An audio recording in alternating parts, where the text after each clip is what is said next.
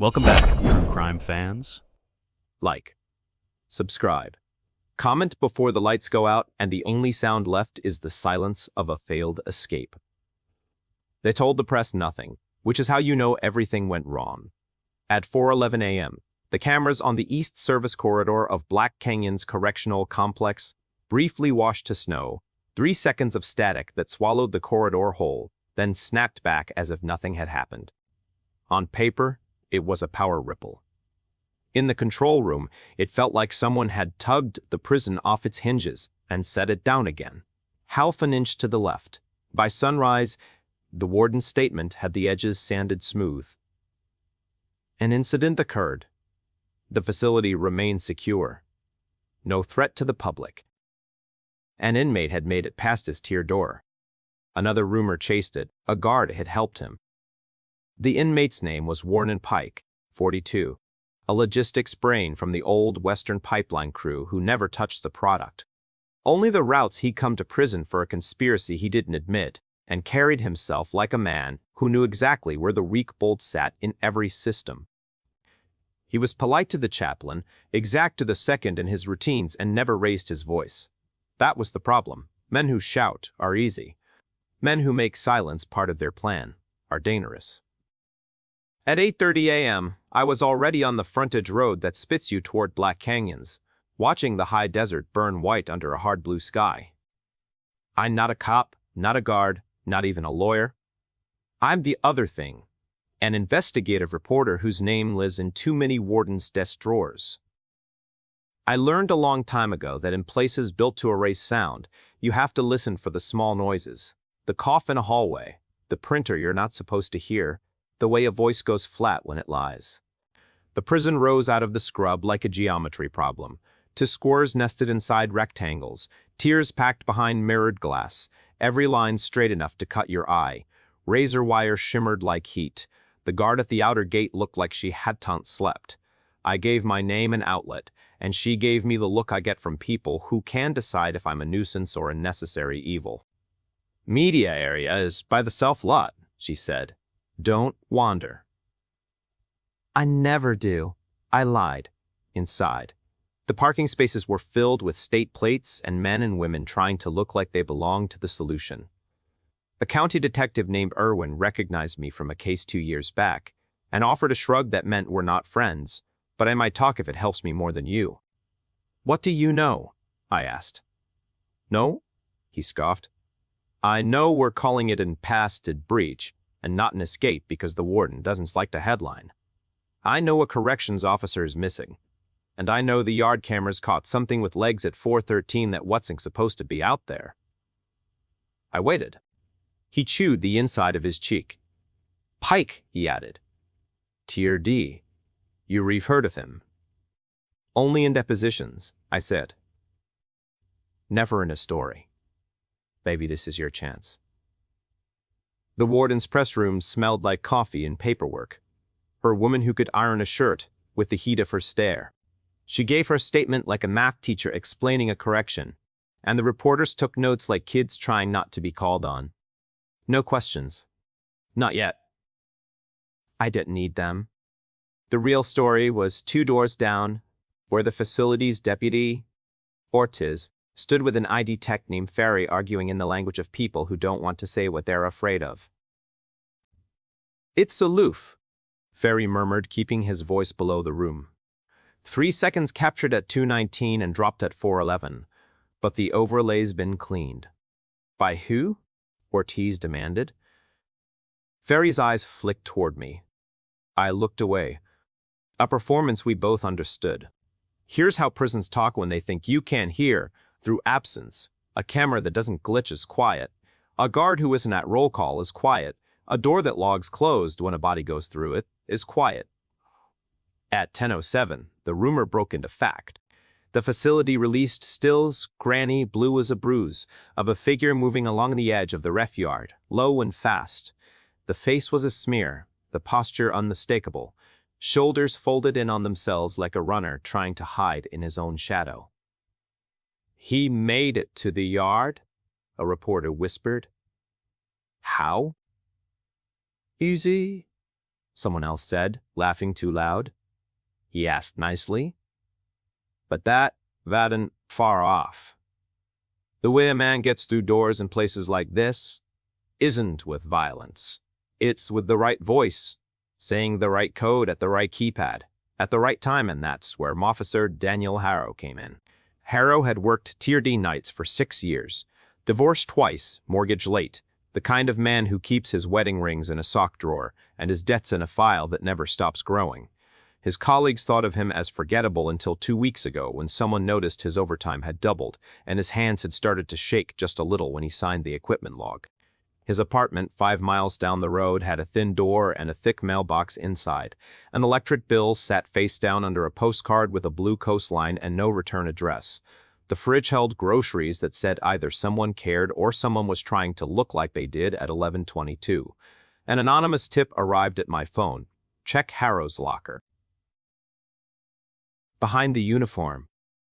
No number. No name. A sort of message you get when a conscience has become more trouble than silence. I didn't need a key to imagine what was inside. A burner phone with numbers you can? A stack of cash that doesn't match a salary. A watch too expensive for a man who drinks alone. Evidence lives in all the small proud things. A guard I'd met years earlier at another facility took a long smoke on the edge of the south lot and decided to hate me slightly less than he loved the feeling of telling the truth. Harrow switched rotations last month, he said. Picked up D-3 without the usual apologies. Got real friendly with Pike's routine. That man knows how many steps it is from his bunk to the sink. He's precise.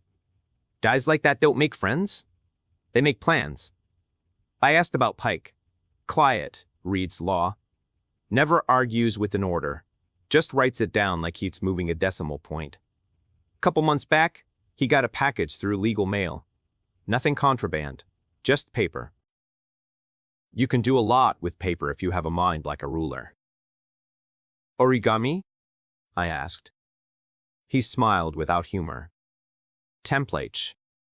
I didn't understand what that meant until Irwin pulled me aside, and for reasons that probably had more to do with leverage than kindness, showed me a photo nobody cam at 4:06 a.m. and showed a hand pressed flat to a keypad, fingers splayed wide. On each fingertip was a wafer-thin disc. Conductive film, Irwin said. Custom cut. Everything this place is runs on numbers and contacts. You know the right pattern, you can fake the hand that holds it. And the pattern? I asked. He nodded toward the administration building.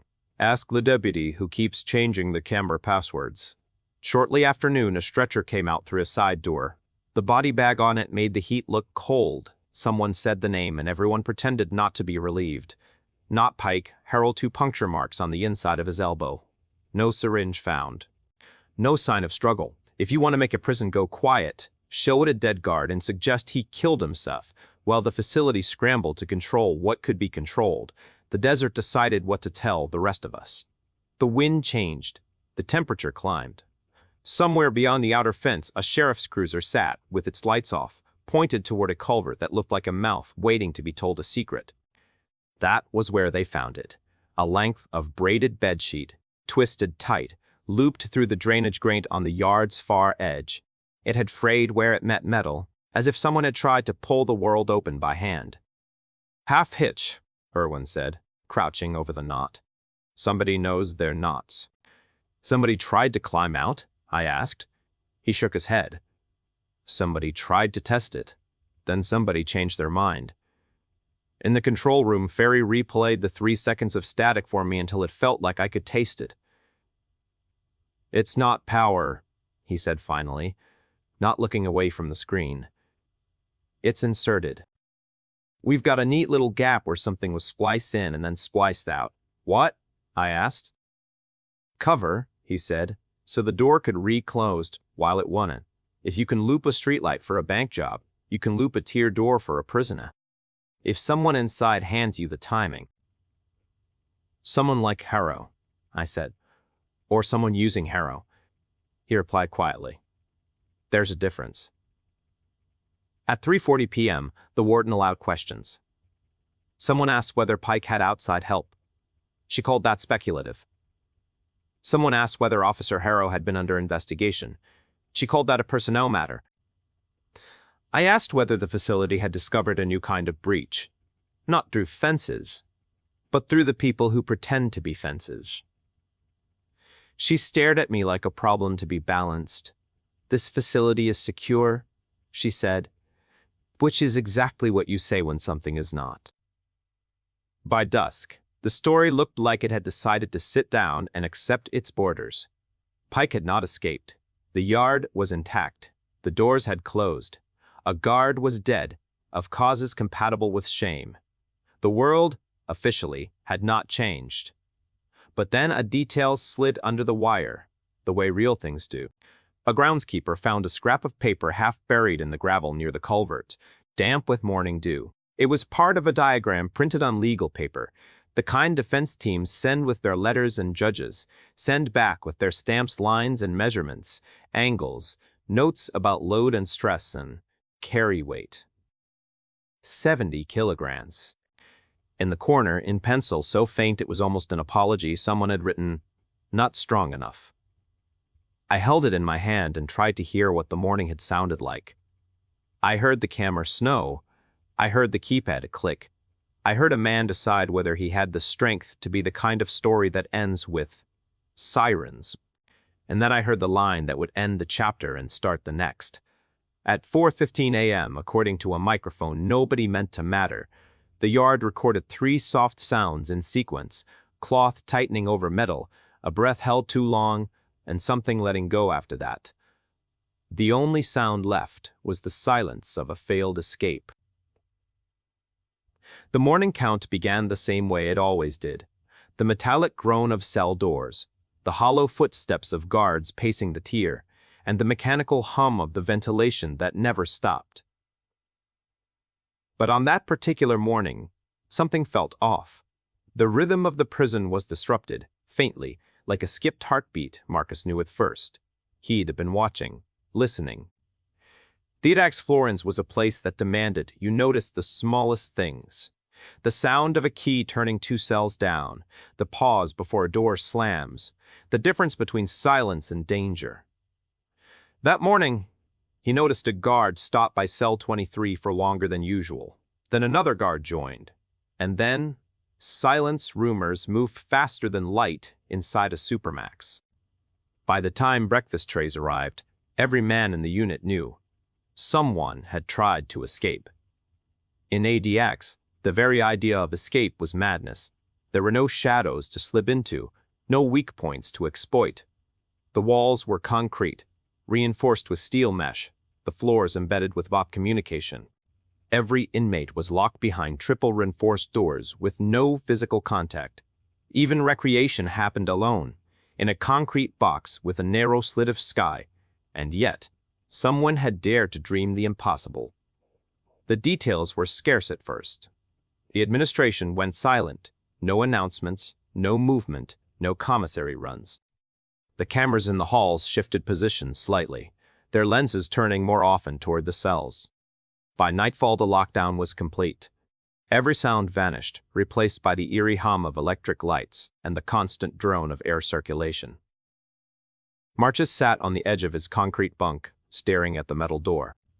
He remembered the man in cell 23, Ellis Ward, a former contractor for the federal government who'd been caught leaking classified data. He was quiet, methodical, the kind of inmate who did belong in a place like this. But he had eyes that never stopped moving, calculating.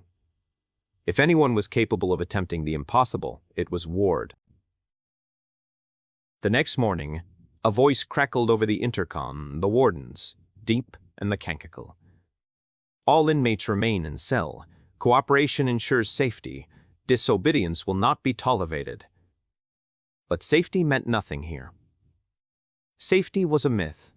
Marcus had seen men lose their minds after weeks of isolation, pounding their fists until their knuckles chattered, till their voices broke. The body might survive, but the mind was another story. That's when Marcus heard it. Faint at first, almost like a vibration through the wall. Tap, pause, tap, tap. He froze. He knew that sound. Prisoners in solitary sometimes tapped messages through walls, using codes they invented ways of staying sane in a place built to erase connection. He pressed his ear to the concrete and waited. The taps came again, deliberate this time. Tap, tap, pause, tap. Marcus didn't recognize the pattern, but it wasn't random. Someone was trying to communicate it. By night, the tapping grew bolder. It came from the direction of Ward's old cell, but that was impossible. Ward was gone, transferred, dead, or worse. Still, the pattern continued, echoing faintly through the concrete like a heartbeat refusing to die. A week passed, and ADX seemed to tighten around itself. Colleges stopped making rounds. Everything felt like it was building towards something unseen.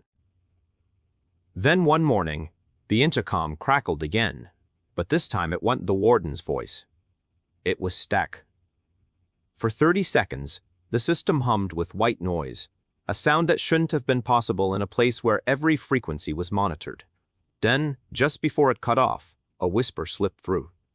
Not gone, watching. Marcus' heart hammered in his chest. The guards stormed in minutes later, furious and panicked, searching cells, ripping apart bedding, shining lights into vents. They found nothing, but the next night, the tapping returned, faster now, as though whoever or whatever was behind it was growing impatient. Marcus began writing down the patterns with the pencil stub he had hidden behind his toilet.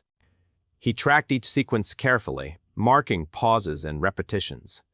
It wasn't until the third night that he realized the truth. It was Morse code, and when he translated it, the message made his blood run cold. They never left. He sat back on his bunk, staring at the wall that separated him from cell 23. If Ward was dead, who was sending these signals? And if he wasn't... Where was he? Some nights later, Marcus heard something new, a faint mechanical whine, like a motor starting deep below the floors. The sound came and went in intervals, always around the same time. The pattern began to form a picture in his mind. A tunnel, maybe, or an old maintenance shaft that no one had sealed properly. The kind of thing a man like Ward would have studied. Marcus didn't sleep that night. He couldn't. Every sound became a clue, every vibration a possibility. The concrete box that had once been his tomb now felt like a puzzle waiting to be solved. But there was one thing he couldn't shake, the feeling that someone, or something, was watching from behind the camera lens. The next morning, a new guard appeared at his door. Young, pale, too alert, Marcus met his eyes and saw the same flicker of unease he felt inside. They said Ward never made it past the utility corridor. The guard whispered under his breath, almost too low to catch. Oh? Marcus' throat went dry. Picking him up where? The guard didn't answer. He just walked away, his hand trembling slightly as he adjusted his radio. By the time Marcus sat back down, the tapping had started again. Only this time, it wasn't from the wall. It was coming from inside his vent, and the message, when it finished, was clear. 3 words that turned his blood to ice. You're next, Marcus. The silence after that was worse than any scream. The hum of ADX swallowed everything, leaving only the ghost of a sound that wasn't supposed to exist. And for the first time since entering the world's most secure prison, Marcus realized that escape might not be about leaving. It might be about surviving the thoughts that would have let you go. Chapter 3. The thought that broke the silence. The morning began like every other inside ADX. The clang of metal, the heavy echo of boots, the fluorescent hum that seemed to come from nowhere and everywhere. But in Marcus's mind, everything had changed. He sat still, staring at the vent, the place where the tapping had come from. Maybe it never would. Maybe that was the point. To make him wait for it. To make him think. And that was the danger of ADX. The place wasn't built just to hold bodies. It was built to break thoughts. Marcus Hout slept. Every sound had become part of a growing pattern. The slow flicker of the overhead lights, the mechanical clicks from the cameras that always turned a second too late. It was as if the prison itself was thinking. He tried to reason with himself that the tapping, the whispers, the messages were a trick of the mind. But then came the memory. "You are next," Marcus toes. 3 words still pulsed in his skull. By the time the breakfast lot opened, Marcus was ready. He'd written the code from the taps onto the back of his meal sheet, hidden beneath crumbs of bread. He wasn't sure what it meant yet, but one line kept repeating, "Door 9, Corridor C," beneath the drain. There was no Corridor C in ADX, at least, not one the inmates were ever told about. But Marcus had lived there long enough to know that the official blueprints did tell the full story. The facility had sublevels, maintenance tunnels, old holding cells, sealed chambers from the early days of construction. And now, something or someone wanted him to find one. That night, as the lights dimmed to their eternal twilight, Marcus lay awake. The vents hissed softly. Then, as if on cue, the wall vibrated. Once, tap, tap, tap, tap. The code was back. He pressed his ear close. This time, he could almost make out the rhythm of breathing between the sounds. He tapped back once. A pause, then a response. "A real person," he whispered through the vent. "Ward?" No reply. Just another tap, Moba. Marcus's pulse spiked. His heart pounded so hard it felt like the sound would give him away. He scanned his cell. The toilet, the sink, the concrete desk, the drain. That's when he saw it. The screws on the drain cover were worn down but not rusted. Someone had turned them recently. He glanced toward the small glass window slid in his door. The red light above the camera flickered, then went dark. That wasn't supposed to happen. He crouched down, fingers trembling, and twisted the first screw. It came loose too easily. The drain cover slid aside, revealing darkness below. A faint draft of cold chemical air hit his face, and then a whisper, low and distorted, echoed from the vent. "Follow the thought, not the sound." He hesitated. This was madness. Even if the message was real, the consequences were worse than death if caught. But then he remembered what Ward had written on the wall months ago before he vanished. They can cage the body, not the mind. Marcus gripped the edge of the drain, took one last breath, and flipped his hand inside. His fingertips brushed metal, a narrow pipe, just wide enough for a wrist. Beneath it, empty space. He pressed harder, then froze as a deep, echoing rumble filled the corridor outside his cell. The sound of doors, hundreds of them, unlocking at once. But none opened instead. The intercom crackled. The warden's voice, flat and calm. "This facility is under level -5 lockdown. All movement is restricted. This is for your safety." Marcus pulled his hand back fast, replaced the drain cover, and sat still as the red light flicked back on. His pulse thundered. They knew. For 3 days, nothing changed. No tapping, no whispers, just the steady mechanical rhythm of ADX reclaiming control. But then came the envelope. It arrived with his meal tray, slipped beneath the bread. No markings, no stamp, just a folded piece of thin paper. He opened it carefully, expecting the usual inmate note or threat. Instead, there was a single sentence written in perfect handwriting. Ward never escaped. He was erased. And below it, coordinates. Marcus stared at the numbers until they burned into his mind. They weren't outside coordinates. They were internal, a section of the facility he didn't recognize. The next morning, 2 guards came for him. Psych's evaluation. One said Marcus didn't argue.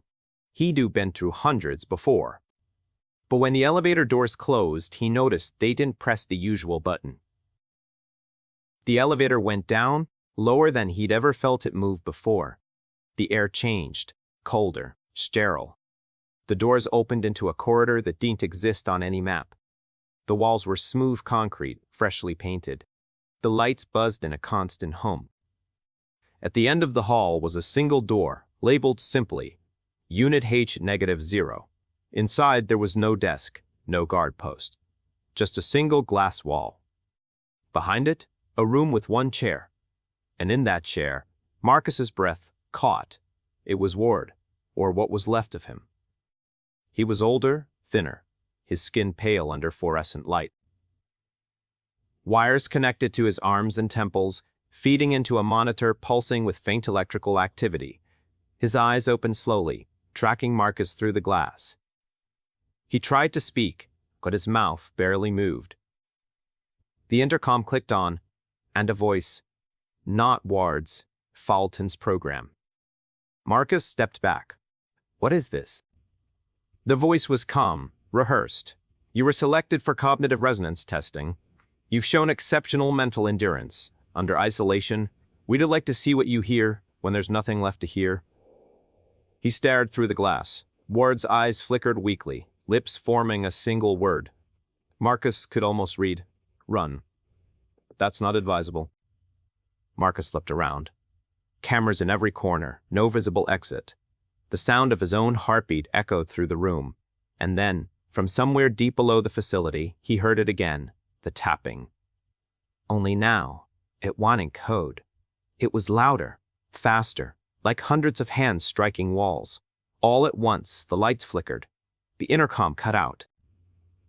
The guards outside shouted something, but Marcus couldn't hear. The tapping rose to a deafening rhythm, as if the entire prison had woken up. The glass wall in front of him began to crack. Ward's head dropped forward, his body motionless. The lights went black. When Marcus came to, he was back in his cell. The walls were untouched, the camera light steady, no sign of the drain being moved. But when the meal tray slid through, the note was there again. Same paper, same handwriting. Only this time, it read, "You finished what he started." Marcus sat motionless. Somewhere in the vents, faint and rhythmic, came the tapping once more. Only now it was answering him. And as he pressed his ear to the wall, he realized the truth. ADX wasn't just a prison for the body. It was a trap for the mind. And now, his thoughts were no longer his own.